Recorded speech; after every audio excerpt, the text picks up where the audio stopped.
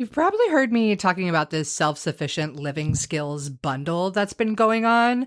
And I have been spending the last week flipping through so many of the incredible resources within this bundle. Now, I will say there's a lot. There's over 118 different ebooks and courses and lessons sharing incredible wisdom and knowledge with you so you can live off the land and you don't have to rely on this corrupt and broken system for everything for your family. Anyways, I wanted to share some of my favorite things. One, first off, is off-grid homeopathy. This course is loaded with so much incredible knowledge, talking about homeopathy for first aid, for colds and flu, how to make your own homeopathic remedies. Like, as an herbalist who loves to teach that stuff, that's pretty exciting to hear it in the homeopathy realm. There's also some incredible fermentation guides, so many other amazing herbal recipes and food recipes, and how to make your own sourdough bread, how to do your own organic gardening and canning of all of your foods. Really, there is so much. And yes, I know. I've talked about it a ton, but this entire bundle is only $50 right now until Sunday, March 24th. I'm sharing my herbal first aid skills, which is a course that's $47 on its own. I'm sharing recipes that I used when I got my products into REI for herbal first aid kits and so much more. You'll have to check it out. I'm serious. Like, you can absolutely change your life with this bundle. So there is a link in the show notes for you, and I hope you check it out. I hope you take advantage. Don't worry, you don't have to go through everything right away. You can access everything for up to a year. Once you're in the course or have the download, it's yours for life. It is a steal of a deal. Okay, self-sufficient living skills bundle in the links for you. Hey everybody, thanks so much for tuning in to another episode of The Herbalist Path. I've been off track a little bit, as I imagine many of you are today. Coronavirus has really taken our whole world for flipped upside down whoopsie-daisy.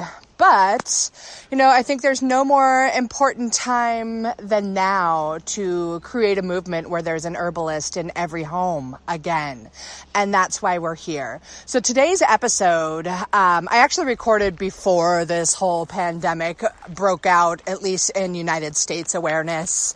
It's with a wonderful woman named Alex Queatham, and she is an herbal teacher with her own school, Tend and Flourish Botanical Studies. She also teaches at Columbine School of Botanical Studies here in Oregon. She's absolutely wonderful. She really gets into the importance of connection with the earth and with nature and the plants, and how that can really help us all as individuals and throughout our entire planet. I think it's such an incredibly important message. She also talks about her grandparents who did a wonderful job of living off the land, and that's where her beginnings of being inspired by using plants as medicine began. So we touch on quite a few herbs that really help the nervous system in dealing with stressful times. So if you're like most people that I have heard from these days, the stress levels are pretty high. So I would encourage you to tune in to this full episode, really dig in on some of the plants we talk about, and really find ways that you can deepen your connection with the earth. So thanks again for tuning into the Herbalist Path, where we're on a mission to inspire a movement where there's an herbalist in every home again. I wish you all the most wonderful abundance, health, safety, and joy. And I challenge you to find the good in this situation right now. Anyways, thanks for listening, and I can't wait to hear you on the other end. Hey guys, thank you so much for joining us on the Herbalist Path, where we're on a mission to inspire a movement where there's an herbalist in every home again. And I'm super thrilled to bring on today's guest. Her name is Alex Queatham, and I had the great honor of meeting her this summer at Brighton Bush Herbal Conference, which was super duper cool for me. I know it's a cool experience for everybody that goes to that conference. And Alex is brilliant. She's a botanist and horticulturist and a teacher. She's worked at the Columbine School of Botanical Studies, and she now owns her own school down in the Illinois and Missouri area, and it's Flourish School of Botanicals. She's got a lot of great knowledge to share with you guys, and I'm super excited to have you on, Alex, and learn about your herbalist path. Hopefully that's a good intro for you. Yeah, that sounded great. Thank you. Yeah. Thanks so much for being here. Thank you so much for all those kind of things. Yeah. I'm really excited about this movement and just, helping other people learn how they can use the simple things that they have around their house to help them, or maybe the plants and friends that grow around in their neighborhoods. And I know you're really well versed in a region that is very different from the botanicals that grow up here in the Pacific Northwest, and that's part of what excites me about having you on the show today. But I'd love to hear just a little bit, if you can share with the audience about how you first got started in the world of herbalism. What made that happen? Sure, that's a great question. I was really lucky enough to be influenced by my grandparents at an early age. They grew up, they were living in northern Alabama on Sand Mountain, just kind of living off the land in the middle of nowhere, and they walked miles every day and made their own herbal remedies, harvested their own plants from their backyard, and it just really stuck with me. I grew up in the suburbs of St. Louis, and although my dad always had me out in the woods hiking and swimming and everything outdoor adventure wise, I just connected with my grandparents, and walking through the woods and being able to have relationships with each plant, even if it's a tiny little weed, just having that connection with that plant was really profound for me. Mm-hmm. And it didn't stick with me until later, after I had moved out to the West Coast and got interested in farming and landscaping, and was accumulating more medicinal plants like peppermint and chamomile and basil, lots of culinary herbs. And I started thinking, well, how else can I incorporate this into my life? And so I got interested in attending herb school, and also correlating with going to college for botany and horticulture. And I signed up for the Columbine School of Botanical Studies and went through their program. And I was also living along the Mackenzie River for almost a decade. I love the Mackenzie. It's so gorgeous, and my soul still resides there. It's just such a beautiful place, and I lived there through my 20s, and so I wasn't, going out partying, doing things that a lot of people do in their 20s, but I was going out into the woods and hiking and finding new plant stands and connecting with the land. And that's really what influenced me to want to pursue further. Where will this take me? How can I share this with others? And it all kind of manifested from there. That is absolutely beautiful. I love that your grandparents were so connected to the land also. And here you are, like, with a major, powerful mission of connecting to the land and connecting others. It's beautiful. I always get so fascinated when I hear about our elders who just lived in this way. And that's why I say, like, making the movement of there being an herbalist in every home again. That used to be the way, and it needs to be again. So it's so inspiring for me to hear that about your grandparents. I wonder if there was like one particular thing or plant that you remember them making, or a remedy or a recipe that they made that you just really sticks out. Yeah. So my grandma loved to make tinctures. Well, so did my grandpa. Both of them made tinctures, and they would just kind of go around and find plantain. One that I don't really like to bring up necessarily that they've been harvesting for years and years is Monotropa uniflora, ghost pipe. And Yeah. so that's been in his medicinal chest for years, bone set. He's tons of plants. I wasn't even familiar with them when I was younger. It wasn't until I went through Columbines that I even looked at his tinctures and noticed, oh, wow, I'm familiar with these names. And but I totally detested it when I was a kid. I was like, this stuff's gross. Ugh, I can't taste this. Where's the sugar? But Right.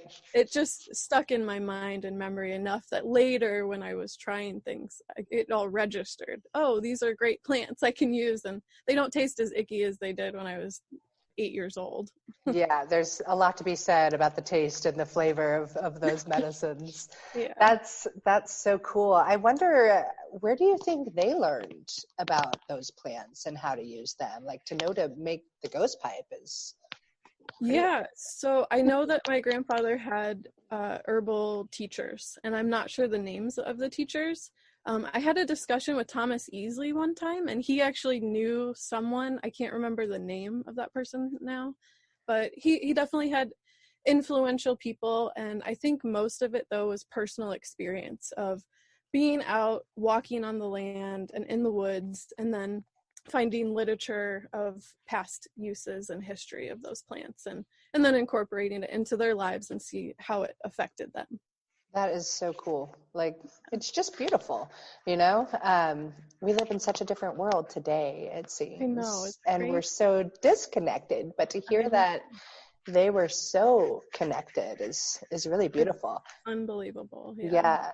Did they do anything else, like as a profession, or did they just pretty much live off the land and live that what is now a dream life of being a homesteader, a sustainable, life? Well, they were actually really religious. They were Seventh-day Adventist, Hmm. so they had a very small community living in the middle of nowhere, and they were also farmers. So they had, my grandma's gardens were gorgeous. She had okra beds that were taller than her head, and tons of corn, tons of vegetables, chickens, animals. They lived around cattle. So it's just the lifestyle that they chose to live. My grandma lived that way since she was 19 It's and so, was raising my father. that is beautiful. That's so fortunate. So it's like your first great teachers of herbalism were your own family and your grandparents. Did your parents also live that kind of lifestyle, or were they like, I'm going to rebel, and went the totally opposite way? My dad definitely went the opposite way, and he's a nurse, so he is in the medical field. But when I mentioned I was going to a herb school, he's like, homeopathic medicine? Ugh. But now he's so much more supportive and see actually what I'm doing is a lot different than just a homeopathic remedy, or there's a lot of complex constituents in these plants that we're using. Yeah. And my family are definitely from the St. Louis suburbs, so it was not a natural lifestyle at all growing up. It was more so just when we'd go visit, or they were here and we'd go walk through the woods. And like I did mention before, my dad is a huge outdoor activist, so we spent our weekends out in the woods too. So Yeah. That's that was awesome. really lucky for me to have that experience. Yeah, I think that's such an incredible blessing. Like, I live in the woods up on Mount Hood, and I am so grateful for that. And now as the spring is coming back, like, I go pick up my daughter after school, and I'm like, we are going somewhere beautiful, because no matter which direction I turn, I can go less than 5 miles and be in one of the more beautiful places I've ever seen. And it's such a blessing, and I feel so fortunate about that, especially, like, I just looked at an article that was talking about this, I forget the exact percentage, but it was an astronomical amount of people that just don't get outdoors at all. I'm like, Great. my soul would die. Absolutely. And Literally. that's what has driven me at this point, is to connect people back to the earth, because it's just made such a big impact for me. Yeah, absolutely. So you now run this great school in a region that I think is really important to have a school in. Like, we're fortunate up here in Oregon and the Pacific Northwest, there happen to be a lot of people with this like mindset of natural and holistic living, and finding an herbalist is relatively easy. But I've also lived all over the country and lived in the Southeast, and have experienced those different cultures. They're completely different. So it's really awesome that you are providing this knowledge for people in the Illinois and Missouri area. Can you tell me a little bit about your school and just what it's like and what you're offering people there? Sure. So we just launched in the fall of 2019. So it's really fresh and new. And we're about midway point through our 6-month Herbal Foundations class. And so the Herbal Foundations course, we meet 1 to 2 times a month, and we do full Sundays. And we start out with herbal concepts. We go over all of the foundations of Western traditional herbalism, concepts like what is an astringent, what is a demulcent, what's a nervine, tonic herbs, and then we cover a lot of the Midwest native plants that fall into those categories that you can cultivate at home, or how to make the appropriate choices of purchasing in an ethical and sustainable way, and giving them resources for that. And then we do focus a lot on cultivation. So we're going to launch a spring and summer program in May, and that's going to be all about health in the soil, starting seeds, and then how to cultivate these medicinals in your own yard. And even if you don't have garden space, how to just do that in a pot. So right now I'm living in the city, which is the first time I've ever lived in the city before in my adult life. And it's different. I have a patio. I don't have a garden. And so I have multiple medicinal plants out on my patio that I can harvest all throughout the year. Passion flower, calendula, holy basil, rose, tons of culinary herbs. And so we're showing people that you don't have to have a huge space, and how to do it with little funds, so that everyone can have access to these plants, knowledge, and then what to do with them when they're grown or once you purchase the herbs. So we also teach herbal remedies, and we make fun things like fire cider, elderberry syrup, tinctures, and all that good stuff. That is awesome. You're like a superhero to me. Like, that's what it sounds like. That sounds like a really, really great program. I'm curious, just because I've been in the Pacific Northwest for just over 20 years now, and most of my plant learnings have happened while I've been out here. What are some of the plants that grow really well in your region now that are your favorite and you wish everybody in your area knew about?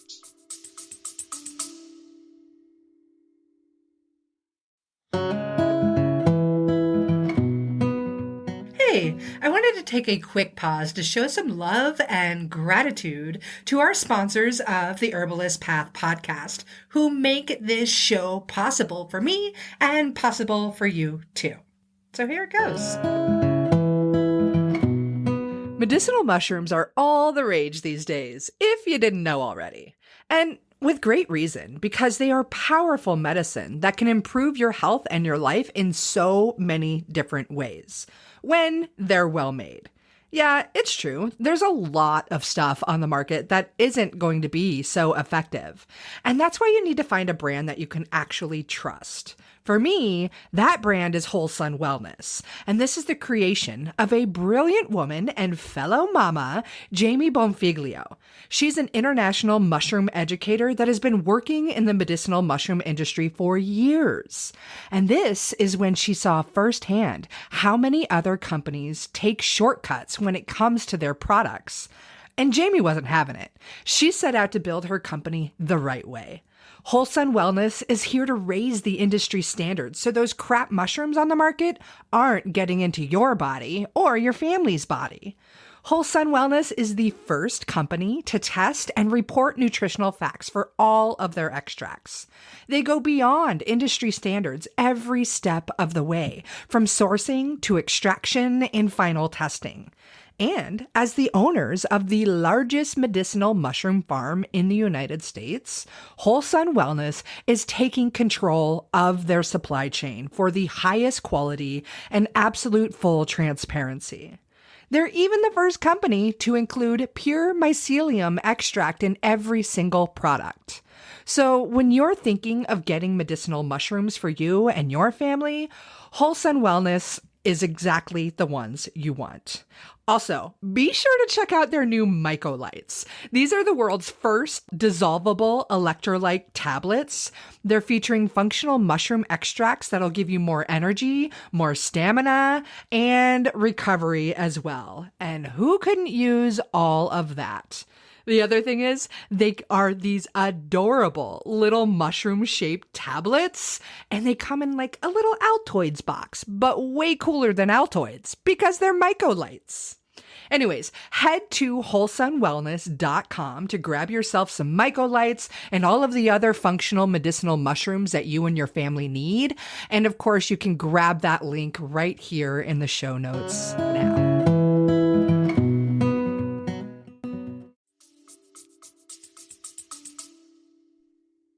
Sure. So I really love passion flower. I mentioned that. That's a Missouri native Passiflora incarnata. It's a vining plant. So I said, I have this tiny little patio and it has a balcony. And so I plant that in a 5-gallon pot and I just trellis it all along my balcony and down, and it floats down to the neighbor's house below me. And I just can harvest the flowers all throughout the season. And then at the end of the year, once they're kind of starting to die back, I just cut all of the leaves and stems and tincture them or dry them for teas, or sometimes I'll make bath salts with them, nice relaxing bath salt blend. And I just think it's a really great calming herb. We're stressed out a lot. Absolutely. We're overwhelmed. There's a lot going on. A lot of people have trouble falling asleep at night, or we just got a lot going on. And so passion flower is a great, easy one to grow in this region. It also grows great in Oregon, depending on the variety. Right. And that's so cool. I didn't realize it was native there. What a beautiful plant to have as a native too, I know, it's so Make neat. all of your neighbors just like, wow. They definitely comment on it. They're like, your patio is the nicest on the block. Aw, that's wonderful. Yeah. What else is out there that you can surprise and delight? Goldenrod, that's a great one. It's going to be great for allergies. It's a diuretic, good for urinary tract infections. New England asters, great asteraceous plant, great for allergies as well. Milky oats can be grown here. I really advocate that plant because, once again, it's a tonic herb, calming. It's also really great for regenerating soil. It's a bioaccumulator. So in permaculture, it's what they call a chop and drop. So you can plant this as a cover crop and be giving nutrients back into your soil. And then you can also harvest it when it gets to that really nice milky sap stage, that, 3 days to a week long period that happens. You can harvest that and make a really nice tincture, fresh tincture, and have that for your nourishing, nerving aspect. And then you can chop and drop all of the rest, or you can harvest it and dry it for oat straw and make really nutrient-rich infusions. And so I just really love milky oats. I think it's a great plant for not only bringing back the health of the earth and the soil, but also for ourselves too. Absolutely, like nutritive for as it goes down and as it goes up. It's it's really a cool plant too. I love it. Absolutely. So were there any other teachers that were incredibly influential in your early days of herbalism? I mean, it sounds like the grandparents were really powerful, but I just want to see if there was anybody else that made you look in that way. I think one of my most influential moments was in my early 20s. I was in Redding, California. I had worked up there and I was there for a few months, and I went to a farmer's market and met Ted Dawson of the Mountain Wintu Herbs. He's located in Shingleton, California, and has been teaching herbs for many, many years. And I remember just kind of hanging out there for a long time and picking his brain, and he gave us samples of fire cider and a couple of other remedies, and I bought a fire cider and took it home, and I was hooked. And That was really influential to me. And then by the time that I had moved up to Eugene, there's the Free Herbalism Project, which Yeah. is an amazing opportunity for anyone in that region to go to. Mm-hmm. And I was lucky enough to see Howie and Steven of Columbine's Botanical Studies just lighting up the room with their goofiness and their knowledge. They've definitely got the goofy going on. I love it. Yeah. And then I also saw Sue Siralupe, and she talked a lot about her work with Occupy Medical. And I was just blown away. She inspired me so much. And then I ended up attending Columbine School. So not only were Stephen and Howie my teachers, but Heron Bray. And Heron Bray is just an amazing wild food botanist. And she holds such reverence for the earth and wild food tending, and that also really inspired me too. So those were my earlier teachers and people that inspired me. Yeah, they're all incredible teachers. I haven't learned with Heron. I haven't taken a class with Susie Aralupe, but I've had the great fortune of being in her presence and company, which is really, really wonderful. And I have gotten to learn from both Stephen and Howie, but I've always wanted to go to the Columbine School just because I know there's so much field work and so much botany, and I really love getting outside and connecting with the plants and learning about them in great depth by being in their presence and their space.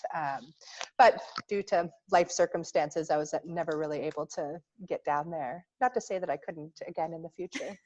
Yeah, you never know. Right. What to you, I mean, these are all amazing teachers, but are there some key things that now that you've learned from so many different herbalists, some key things that you look for in an ideal teacher as you go on, assuming that you love to continue learning about herbalism like I do? Oh, I think it's a never-ending learning process. That's what I love about it. Yeah, in this field, things constantly change. Even with botany, science, anything in science is constantly changing. But going back, what was the question you asked? So what key traits do you find makes a really incredible herb teacher? Let's bring it back to key traits that you think would make for a great herb teacher to somebody that's just stepping into this world. I think being relatable is really important, and not necessarily having the strongest vocabulary and the most terminology, but being able to bring it down to a level that everyone can understand, no matter what background you're from, no matter how much money you have, or any of those kind of things, that it should be available for everyone. Yeah. And so that's kind of an interesting aspect to herbalism, as well as getting more diversity within this community. So I think diversity is also really good, and personal experience. You can go to school and read all the books and take all the tests, but did you actually use that information and put it to real life experience? And so I think that's also really important. One thing that I really respect about Howie is how many years he's spent building up his clinic and tending his plant stands. He's been going back to the same plant stands for nearly 4 decades. So he's watched evolution happen and watched how the plants have changed, whether they like certain harvesting aspects or whether they just need to be left alone. So I really think personal experience is very important for a teacher, and then making it available for everyone. That's beautiful. I love that Howie's been back there to those same spaces for 40 years. It's insane. I'm 41. Yeah, exactly. So impressive for sure.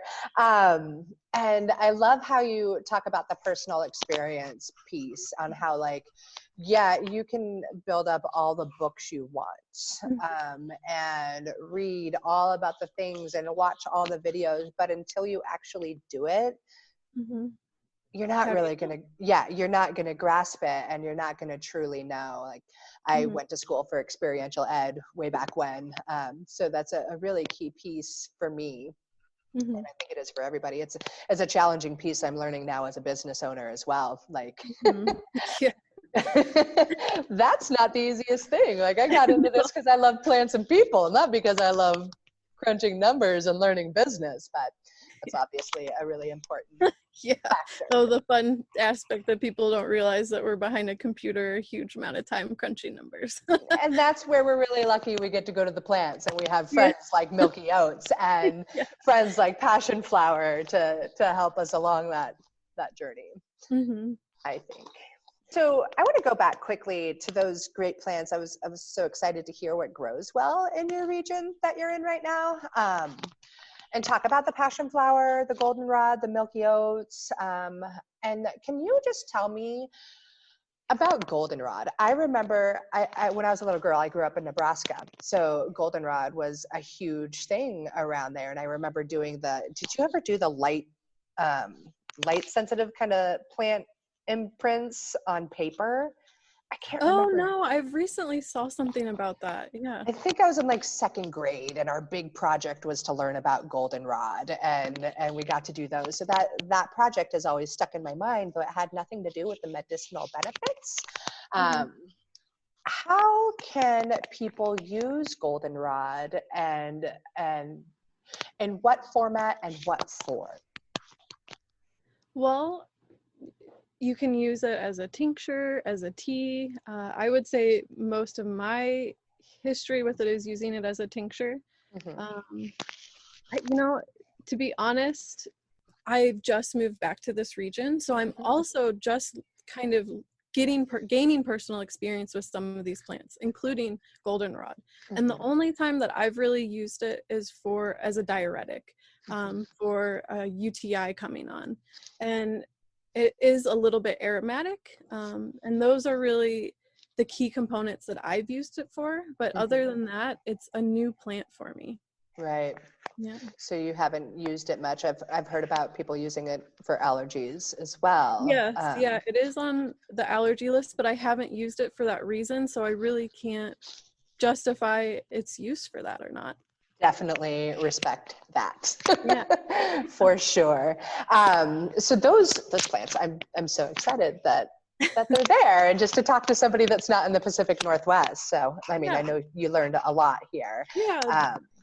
The plants are very different here. One of the biggest aspects that I love are the prairies, and so there's a lot of like bee balm, mountain mint.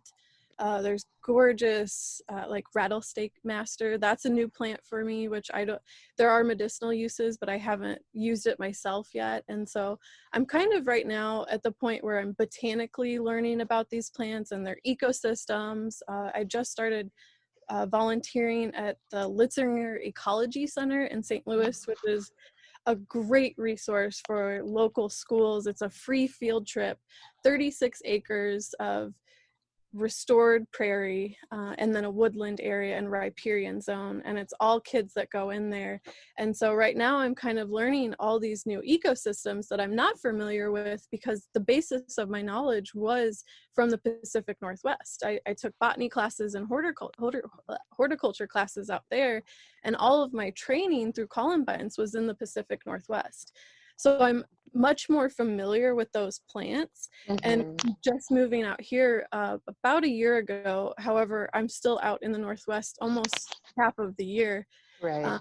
It's kind of stepping back and literally starting these relationships from ground zero. That's exciting. It is. It's like super exciting, and it's really amazing that when you have these foundational concepts and botany terminology and plant identification skills, they translate really well all over the region. It just gives you a foot in the door of learning these new plants wherever you go. Or when you're using like a dichotomous key to ID plants, it's these characteristics are going to shine from what you've learned before. And so it gets you to that point that you need to be a little bit faster. So like I mentioned, like with New England aster and goldenrod, passion flower I've been using for a long period of time, so that's a little bit different. But those are plants that I'm new to. And tulip poplar tree is something that I just started harvesting last year and making products, and just trying them. And so I still don't necessarily have personal experience of being able to share how those affect me necessarily. Besides, like with goldenrod, I used it for a UTI. That's an experience that I know. But right now I'm kind of just looking at them in the winter and seeing what the prairies look like when everything's dormant for the winter, and what's going to pop up first. And once we start harvesting these plants, how is it going to affect it in the prairies and the woodlands? And it's really neat to kind of start fresh in a way.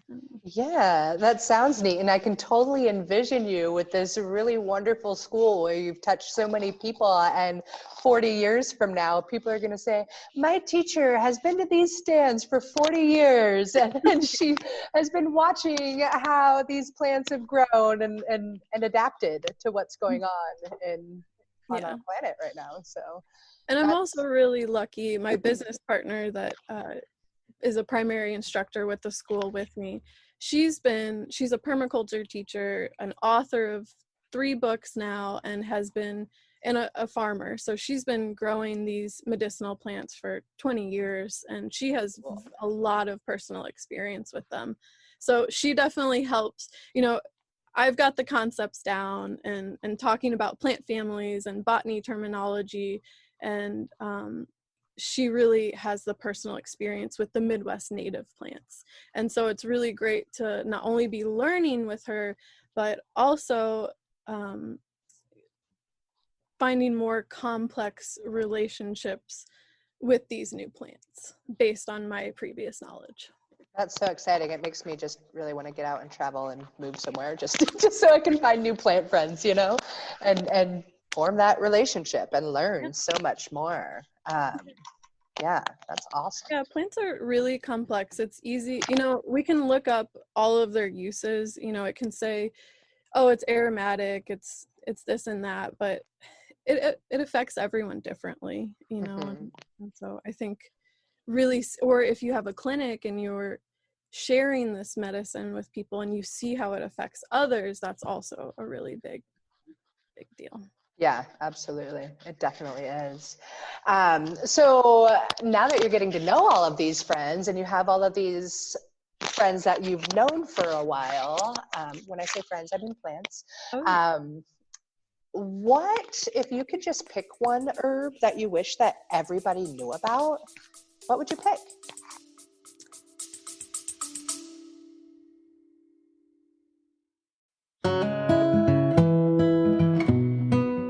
Hey, I wanted to take a quick pause to show some love and gratitude to our sponsors of the Herbalist Path podcast, who make this show possible for me and possible for you too.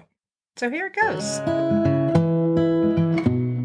I love this time of year. It's spring, the sun is shining, and all of our beautiful plant friends are popping up. It's amazing. Unless, of course, you're one of the millions of people who suffer from seasonal allergies. The itchy, watery eyes, the sneezing and wheezing that's straight miserable. Thankfully, there are some amazing herbs that can help you with all of that. Just like the herbs inside of Kick-Ass Allergy from Wish Garden Herbs, one of my absolute favorite herbal companies out there. Kick-Ass Allergy, yes, I said ask without the K at the end. Anyways, this formula has yerba santa, nettles, echinacea for that immune support, and orange peels, all which come together to help dry up those excessive mucosal secretions. Yep, I'm talking about the sniffles and the stuffy nose, the watery eyes, and all that jazz. This blend also acts as a great expectorant and can help ease the swelling and inflammation in those mucosal tissues. It is a top go-to for seasonal allergies.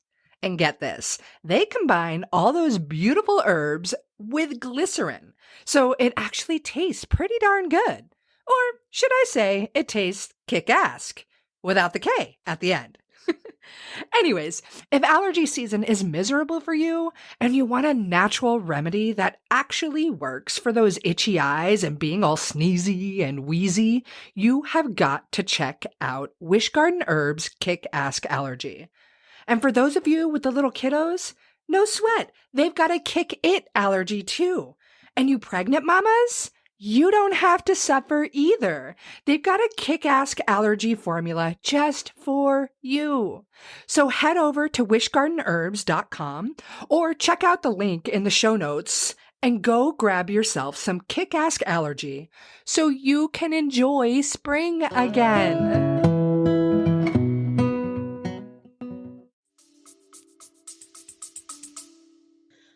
Well, I had It's a tough one. I thought about milky oats but since we talked about it earlier, I'm going to go with my personal fave that I feel like made the biggest difference in my life, and that would be skullcap, the Scutellaria species.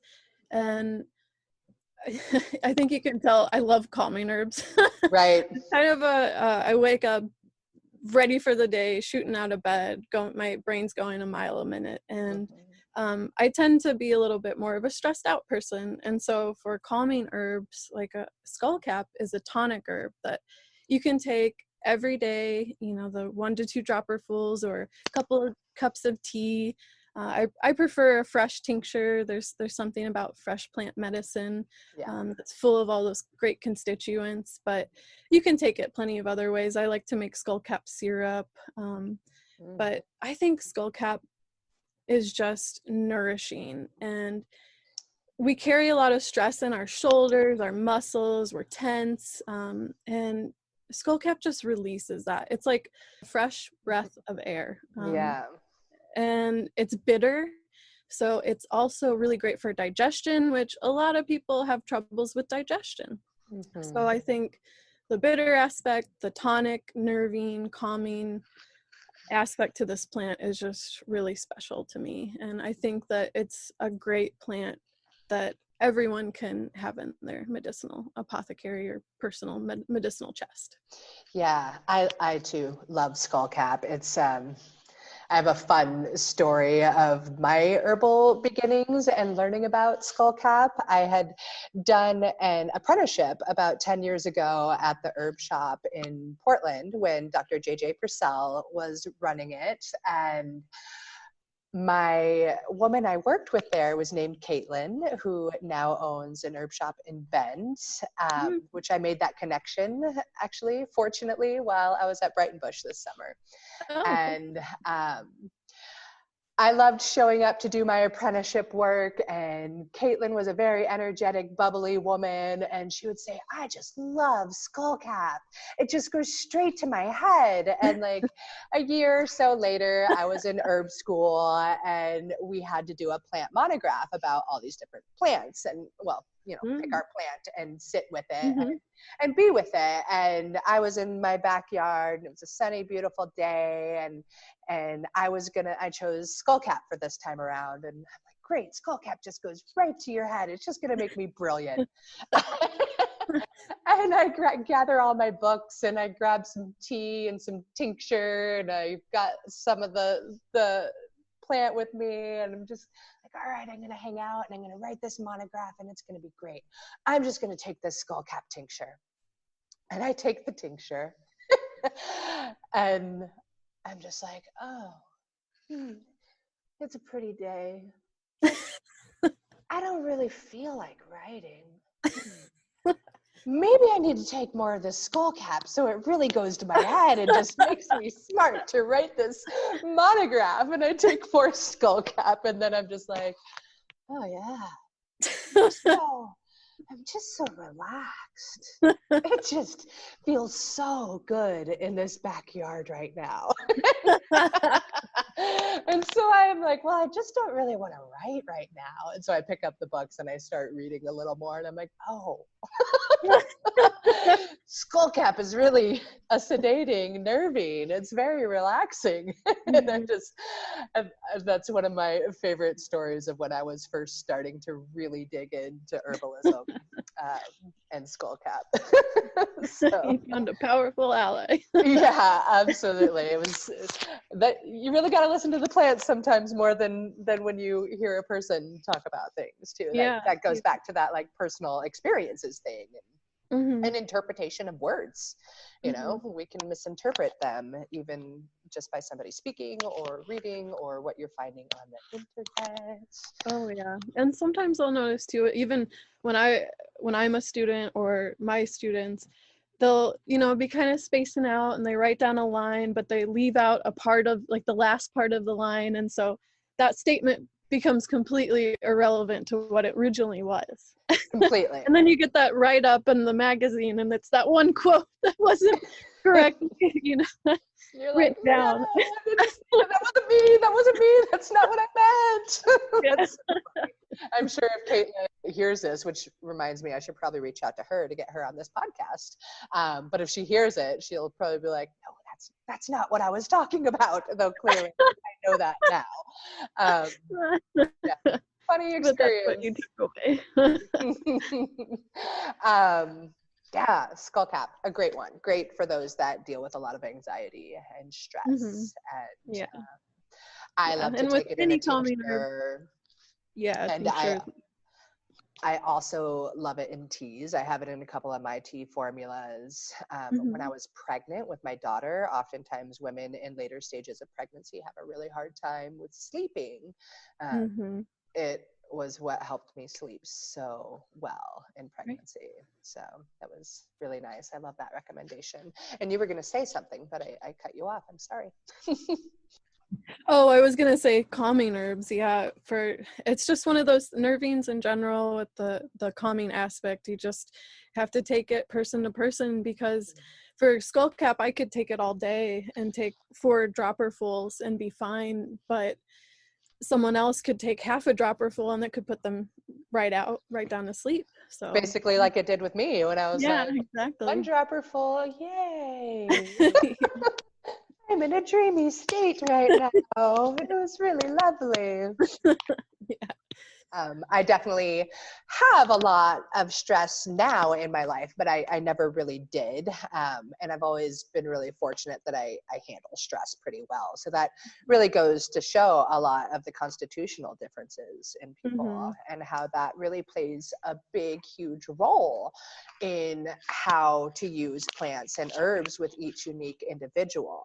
And I think what I have seen from a lot of people, like a lot of people in my community come to me for help or what have you, and then they're like, well, I went on the internet and it said take this, and I'm like, plants don't work that way. And don't you trust are the different internet than that person. I know, internet herbalism, it's almost, yes, there's great information out there, but there is now more than ever. There's a lot of misinformation. Yeah. What do you have anything to say to that whole little session on how herbs are different for people? And so I would say one of the most common questions that I get out at events are, oh, I have this like rash, or I have, my baby has this going on, or my kid, and what can I do for this? And I always tell everyone, I can't make a judgment by just meeting you and having even just a couple of minutes of background. As herbalist's job is to really get the whole picture. And so with even suggesting herbs, I really am very conservative about it. And generally I'll do very mild herbs or even culinary herbs that have medicinal uses that are just safe options, because it's never okay to suggest an herb and that could hurt someone. I would never feel okay, and that's very frowned upon for our careers. And so I'm very careful with even suggesting herbs for people. And I definitely don't like to do it if someone comes up and I don't know them or their past history or anything in that way. Yeah, I think that's a really important piece. Like my background and my training are definitely in clinical herbalism and how to work with people, but I just chose a different path at this point in time where I'm not working with people. Yet people know me as the herbalist in my community and try and come to me, and I just have to refer them to somebody else. Like, I don't have the time at this point in my life to sit and give you a proper herbal consultation and dig into what's really going on with you. And I don't have an instant fix pill for you. Exactly. That's what I know. It's we all want an instant fix, and that's just not how it works. Yeah. And these herbs are so complex and have so many aspects to them. Yeah, absolutely. Well, if there were a great herbal recipe, if you were talking to a beginning herbalist or somebody in your school, maybe, what would you say would be a great recipe to start with and really spark their desire to learn more about these plants? Yeah. Well, an herbal tea blend is always fun and easy, but I really think also just showing them how to make a cold water extraction or a hot water extraction. I really feel like marshmallow, I love marshmallow root Me too. and demulcents. You know, a lot of people have stomach issues. Our digestive systems are just in bad states in America. We don't have very good diets, generally, not all the time. And so there's a lot of acid reflux, and I really think that making a cold water extraction, a nice slimy coating demulcent herb like marshmallow root is really good for most people. It's going to be soothing and protective to the digestive system. Super easy. Anyone can make that at home. You just need a jar and some herb and water. And that is, yeah, just like I said, accessible to everyone to make a hot water, a cold water extraction. And then I think tinctures are just fun. People love making tinctures, of course. And one of the ones that I really like to start with is talking about the digestive system and making a good bitter formula or just a single herb tincture. And the fun one we did this semester was cacao with dandelion root and chocolate mint. Yum. It was so yummy, and everyone loved it. They were just so excited about it. And you know, if they're excited about it and will bring it with them wherever they go, to their buffet or their potluck or McDonald's, wherever it is that they're going, and they feel the desire to bring that with them, then I think that's a good like remedy to start with. Absolutely. So you talked about bitter formulas for digestion. What does that mean? Well, bitter is going to stimulate all those great digestive juices, and it's just going to get the timing right. Sometimes our timing's off. We go on trips. We are stressed out. We eat a lot of random food combinations, and bitters are just going to ease that process. It's going to stimulate all the right juices at the right time. If you're bloated or gassy, it's going to help relieve those symptoms as well. I think it's just, and it's also just going to help stimulate your appetite. For me, there were years where I couldn't wake up and eat breakfast. I'd wait until the afternoon, and then I'd be so hungry by that time that I'd eat this big old meal, and it was causing health issues over time to do that for so long in my life. And so to just take a few drops of a bitter and stimulate my digestion and actually get hungry earlier, so that before I go out in the field all day, I can actually eat. And I think it makes a huge difference. Yeah, absolutely. It definitely does. It's a great piece that like the best recipes for a beginner are ones that are going to make them excited to use more. I wanted to touch base back on the marshmallow root and the cold infusion. I also love marshmallow roots. One, I'd love to hear exactly how to make the cold infusion. You talked about a jar and the root and the water. Sure.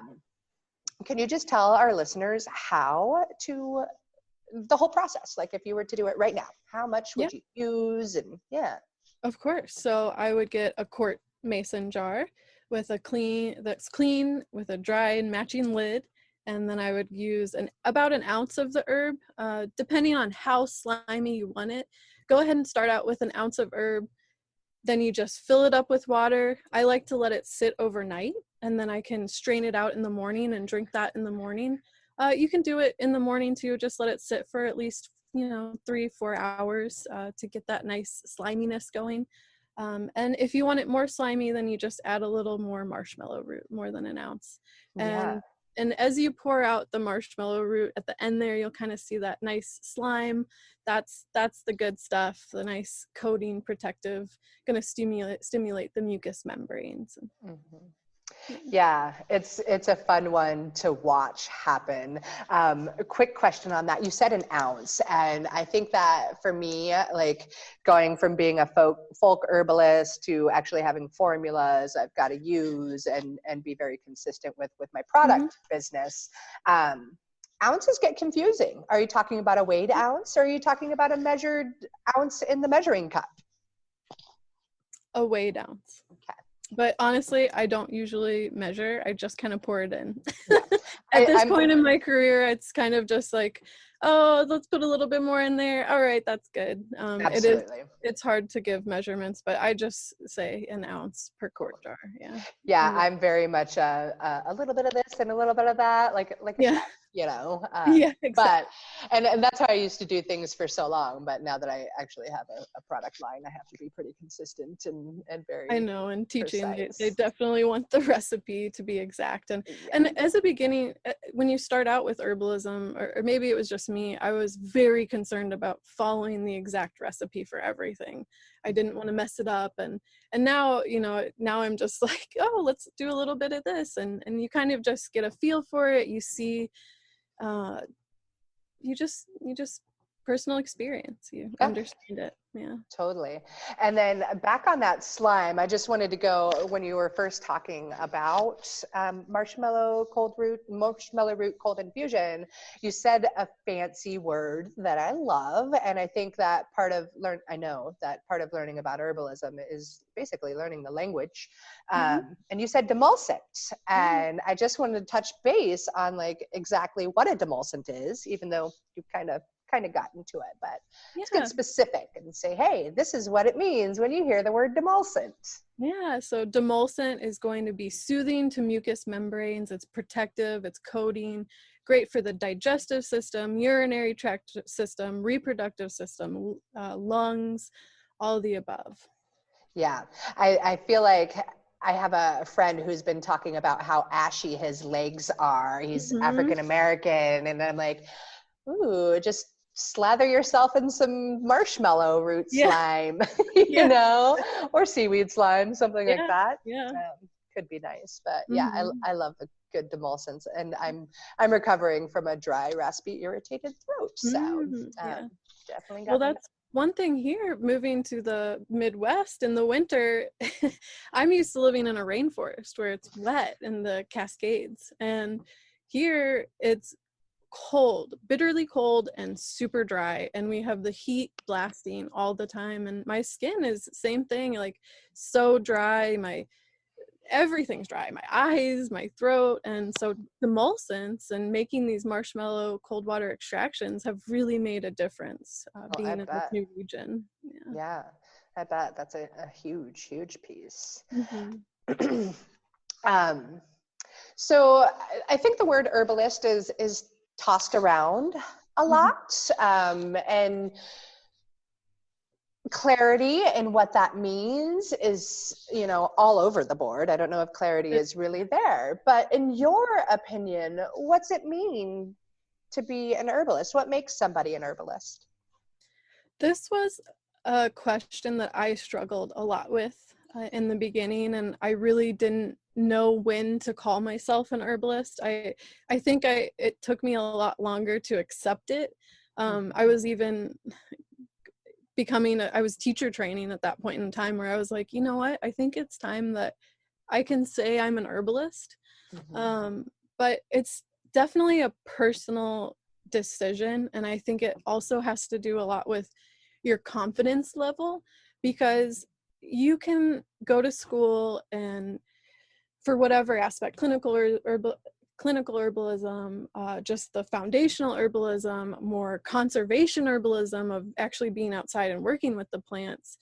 But after you start gaining that personal experience and using the plants and seeing how it affects other people is kind of when you start becoming an herbalist yourself. And I really think it's a personal choice. It's hard to say because you can't say, oh, after 4 years of school, you've made it.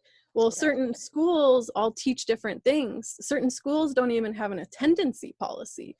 And so, sure, you could have got that certificate, but how much did you actually show up to that class? And so I think it really has to do with when you're comfortable and confident and have all of the foundations, but then also have used these plants and are able to use personal experience of sharing that with others. So I think it's a really tough question, because you can look at the AHG, the American Herbalist Guild, and see all the requirements of what it takes to be a registered herbalist. You have to know the constituents and use all the virtues of over 150 different plants, and have to have a certain amount of clinical hours. But if you're not going to be working in a clinical aspect, then it might not take as long for you to become an herbalist in that way. So I think it really is a personal journey for everyone. Some people grew up with herbs, and some people, they just like have been living with herbs and using them and sharing them with people because that's who they are, and it's just a part of them. So I think it's a really difficult question, and I don't even know if I have an answer for you.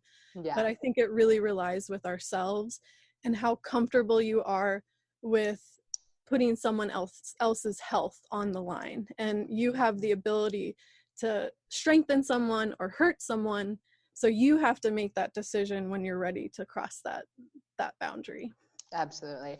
I chose this question because I knew it was a really, really challenging one. And I believe that there are herbalists come in all shapes and sizes. So that's not necessarily somebody that's going to be teaching or being in that clinical setting. Maybe it's just the mom at home who makes remedies for her child and her family to keep them well. Or maybe it's the farmer down the road that's just growing the herbs. And, it definitely comes in all shapes and sizes. But I too struggled with the well, when can I say I'm an herbalist? What does that even mean? And here I am, I'm a medicine maker, and I like to teach. And, as I said, I'm trained as a clinical herbalist, but I don't practice that way. Do I know how to? Yeah, I might, I probably need to practice a little bit more and to really feel confident saying that, yeah, I'm there. But yeah, it's a tough question, and it's deep. It is. It's very deep. You had a great answer for it. If you could, would you do anything different in starting your path down the herbalist way? Yeah, I think that I would have just tried. I wish I would have started earlier. Nice. But we all come into it at the right time. Totally. I definitely wish when the first thoughts that I had, I would like to attend an herb school, I wish I would have pursued that. But all of the experiences that led me up to that point helped me through herb school of, getting in there and taking botany classes and just living out in the woods for almost a decade and actually being a part of the ecosystem changed how I use the plants later. Yeah, that's awesome. I love that. If there were one book that you would recommend to somebody who's listening to this podcast and are like, man, I want to learn more about herbs and how to use them as medicine, what would you recommend? Well, my favorite book that I used was Medicinal Plants of the Pacific Northwest by Michael Moore. I think that book, and he has multiple other books, the Southwest and Rocky Mountains. So if you live in those regions, I would 100% recommend that you have one of those books on your bookshelf. However, if you're not from the West Coast or the Southwest, then I really like A Modern Herbal by Maud Grieve. I just think that there's a lot of information, and it's also a lot of historical information. And her writing style is really lighthearted and has some humor to it. So I think it's relatable, and it's a two-volume series, and it puts all the herbs alphabetically, so it's just a nice resource. Awesome. Yeah, those are great recommendations. I've got them all. It's hard to narrow it down just to one book. It is. I know. I'm kind of a book addict. Yeah. So it was kind of hard to choose one. I have toned down my book purchasing, addiction, maybe. Yeah. But I definitely have a well stocked couple of bookshelves filled with herb books. Mm-hmm. And there's that it goes back to that, like, yeah, you can have all those books, but unless you're using the plants, those books are just thick money. Yeah, exactly. You know? Yeah. You've really shared a lot of super awesome information today, and it's been really fun getting to know you more. Do you have any other advice or wisdom you would share with somebody just beginning down their herbalist path? Yeah. I think one of the most important aspects is getting to know the plants in their natural habitats, and not all of the plants we can have that experience with because they grow in different regions or different countries. However, I think it's really important to establish a connection with your local area, either the land you live on or parks. Get out there and see the ecosystems and connect with the earth, because I think that's what we need right now more than ever, is seeing how the plants take care of us and how we need to take care of them too. It needs to be a symbiotic relationship. And so I think just getting to know each plant and being out there really creates a personal relationship. And I think it's important. And sure, we can go to an herb store or order things online since that's very popular, but to actually be in the presence of the plants is not only going to enlighten your spirit and just emotionally uplift you, but it's also going to uplift the plants and the earth, and they take care of us. And so I think that that's really important. Amen. You just have me smiling so big as you're saying all of that, and my skin and my heart and my soul are just beaming with, like, yes, what she said. Connect with the earth and let the plants take care of us and also take care of them. It's a huge piece of, like, my entire mission behind being an herbalist. Like, I really deeply want to inspire people to take better care of the planet through taking better care of themselves with using plants as medicine. Like, it's so important. Like, I've got this true deep belief that if people were connected more to recognizing that these plants are here to heal us, they'll take more steps to help heal them. So and that's my life goal. Me too. Let's do it. Heck yeah. So, I mean, that's a really great reason right there, but I still want to ask you, what's the greatest reason that you think there should be an herbalist in every home?